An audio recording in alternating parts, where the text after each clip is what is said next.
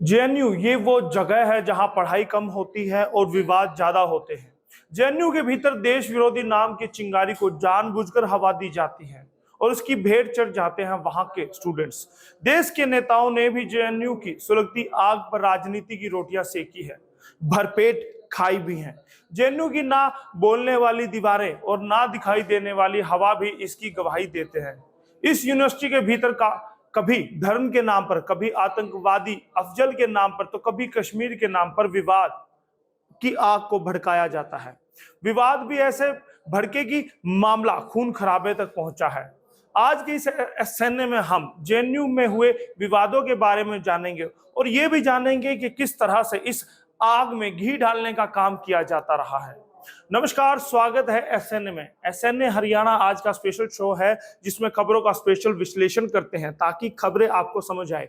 वो प्रदेश स्तर की हो सकती है, वो राष्ट्रीय स्तर की हो सकती है, वो अंतरराष्ट्रीय स्तर की भी हो सकती है, लेकिन खबरें होंगी वो जो आपसे सरोकार रखती है।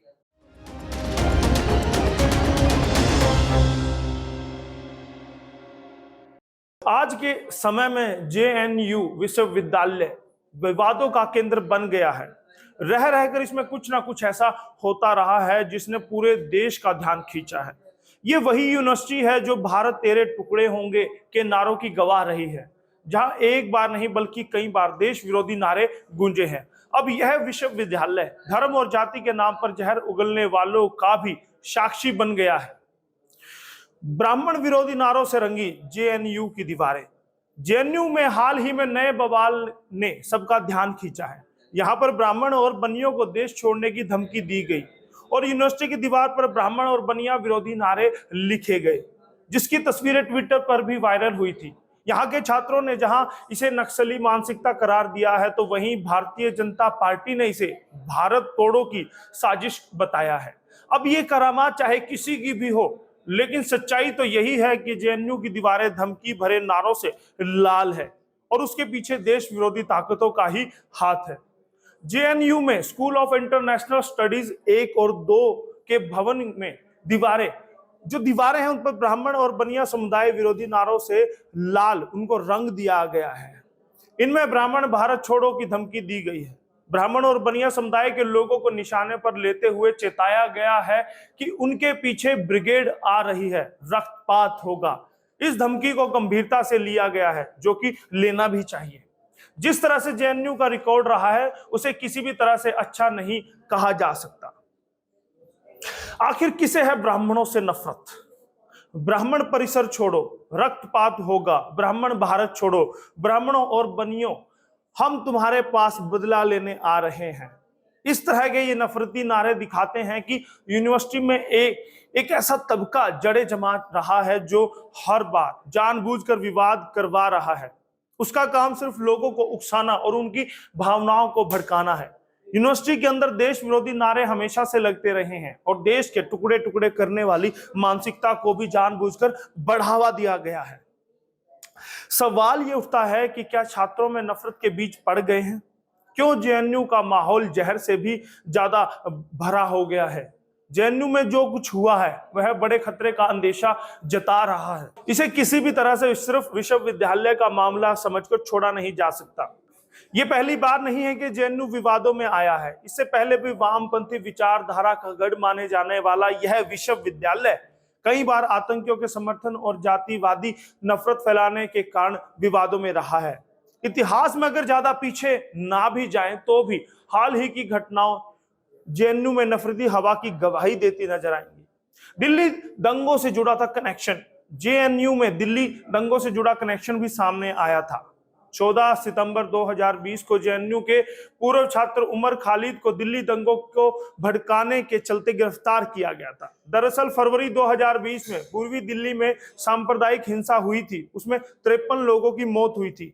दिल्ली पुलिस ने चार्जशीट में बताया था कि इन दंगों से पहले ताहिर हुसैन ने उमर खालिद और यूनाइटेड अगेंस्ट हेट के खालिद सैफी से शाहीन बाग में सीएए विरोधी प्रदर्शनों के दौरान मुलाकात की थी और उमर ने उन्हें तत्कालीन अमेरिकी राष्ट्रपति डोनाल्ड ट्रंप की भारत यात्रा के समय दंगों के लिए तैयार रहने के लिए कहा था। उमर खालिद पर यूएपीए के तहत मामला दर्ज किया गया था।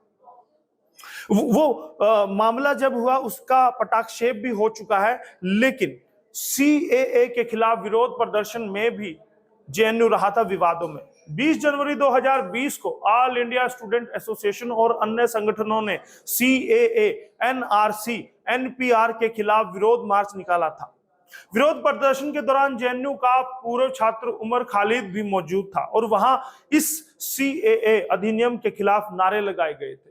यह विरोध प्रदर्शन कई दिनों तक कैंपस में चला, जिसके चलते पढ़ाई भी प्रभावित हुई। इन विरोध प्रदर्शनों से जुड़ी कई तस्वीरें उन दिनों सोशल मीडिया में तेजी से वायरल भी हुई थी। आतंकी अफजल गुरु और मकबूल भट्ट का समर्थन। 9 फरवरी 2016 को जेएनयू के वामपंथी छात्र संगठनों ने 2001 में संसद पर हुए हमले के दोषी अफजल गुरु और आतंकवादी मकबूल भट्ट को मिले मृत्युदंड के खिलाफ परिसर में विरोध प्रदर्शन किया।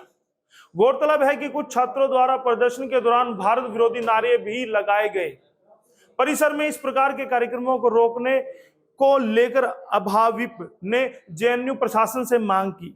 इस बीच इन छात्र संगठनों में आपसी झड़प हो गई थी। घटना के 4 दिन के बाद जेएनयूएसयू के तत्कालीन अध्यक्ष कन्हैया कुमार, उमर खालिद सहित कई अन्य छात्रों को दिल्ली पुलिस ने गिरफ्तार कर लिया था। भाजपा नेता नुपुर शर्मा का मामला। बात जून 2022 की है, जब भाजपा की पूर्व नेता नुपुर शर्मा की विवादित टिप्पणी को लेकर उत्तर प्रदेश के प्रयागराज में हिंसा हुई थी। तो वहीं हिंसा के मास्टरमाइंड जावेद अहमद के घर को स्थानीय प्रशासन द्वारा गिरा दिया गया। जावेद अहमद की बेटी आफरीन फातिमा जेएनयू की पूर्व छात्र रह चुकी थी, जिसके बाद जुलाई 2022 में जेएनयू में इस कार्रवाई के विरोध में जबरदस्त नारेबाजी की गई। छात्र संघ जेएनयूएसयू के सदस्यों ने उत्तर प्रदेश सरकार के खिलाफ स्टॉप टारगेटिंग मुस्लिम्स और स्टॉप बुलडोजर राज जैसे कई नारे लगाए। यह मामला सोशल मीडिया पर बहुत वायरल हुआ था। रामनवमी को लेकर भी हुआ था झगड़ा। इसी साल 10 अप्रैल को रामनवमी के मौके पर अखिल भारतीय विद्यार्थी परिषद से जुड़े छात्रों, भारतीय राष्ट्रीय छात्र संघ और वामपंथी छात्र संगठनों के बीच झड़प की खबर सामने आई थी। दरअसल अखिल भारतीय विद्यार्थी परिषद ने परिसर में रामनवमी के मौके पर कैंटीन में मांसाहारी भोजन न बनाने की अपील की थी। एनएसयूआई और वामपंथी छात्रों पर आरोप लगाया था कि वे उन्हें रामनवमी पर पूजा करने से रोक रहे हैं। एक अभाविप कार्यकर्ता ने कहा कि वामपंथी छात्रों और एनएसयूआई के कार्यकर्ताओं ने परिसर में पूजा के दौरान हंगामा किया। इस झड़प में लगभग 6 लोग घायल हो गए। यह मामला भी सोशल मीडिया पर चर्चा में बना रहा था। दीपिका पादुकोण ने भी मचाया था हंगामा। जी हां, 7 जनवरी 2020 को सीएए एनआरसी के विरोध प्रदर्शन के दौरान बॉलीवुड अभिनेत्री दीपिका पादुकोण भी शामिल हुई थी। जेएनयू परिसर में 5 जनवरी को हुई हिंसा के विरोध में छात्रों के साथ वो शामिल हुई थी। दीपिका पादुकोण छात्रों के साथ उस समय खड़ी देखी गई जब प्रदर्शनकारी आपत्तिजनक नारे लगा रहे थे। हालांकि अभिनेत्री ने न तो कोई बयान दिया था, न ही छात्रों को कोई संबोधन दिया था। दीपिका के जेएनयू जाने पर सोशल मीडिया में तरह तरह की प्रतिक्रिया मिली थी। दीपिका के अलावा डायरेक्टर अनुराग कश्यप और सिंगर विकास ददलानी भी जेएनयू के उन प्रदर्शनों में शामिल हुए थे। कैंपस में हिंसा। 5 जनवरी 2020 को जेएनयू के कई हॉस्टलों में वामपंथी संगठनों से जुड़े छात्र छात्राओं ने भारी उत्पात मचाते हुए हिंसा की और कई छात्रों पर हमला किया। इसके बाद उनके विरोधी पक्ष के छात्रों ने भी हिंसा की। जेएनयू छात्र संघ की अध्यक्ष आयशी घोष स्वयं हिंसा में भाग लेते हुए वीडियो में देखी गई थी। हालांकि बाद में दोनों गुटों ने दावा किया कि बाहरी छात्रों ने जेएनयू में घुसकर हिंसा की थी। इस पूरे मामले में अभाविप एनएसयूआई और वामपंथी संगठन एक दूसरे पर आरोप प्रत्यारोप लगाते रहे। उस समय कई वीडियो वायरल हुए थे जिनमें छात्रों के एक समूह को अपने चेहरे को ढके हुए देखा जा सकता था। वहीं कुछ छात्र छात्राएं द्वारा हिंसा में घायल होने के दावों के वीडियो देखकर सोशल मीडिया पर लोगों ने उन्हें झूठा कह दिया था। जेएनयू में इन विवादों के बीच ये समझ नहीं आता कि आखिर शिक्षा के इस पवित्र मंदिर को गंदी राजनीति का अखाड़ा क्यों और कैसे बना दिया गया। जिस विश्वविद्यालय की डिग्री का पूरी दुनिया में डंका बजता है, उस परिसर में इस तरह के विवादों से आखिर क्या संदेश निकलता है।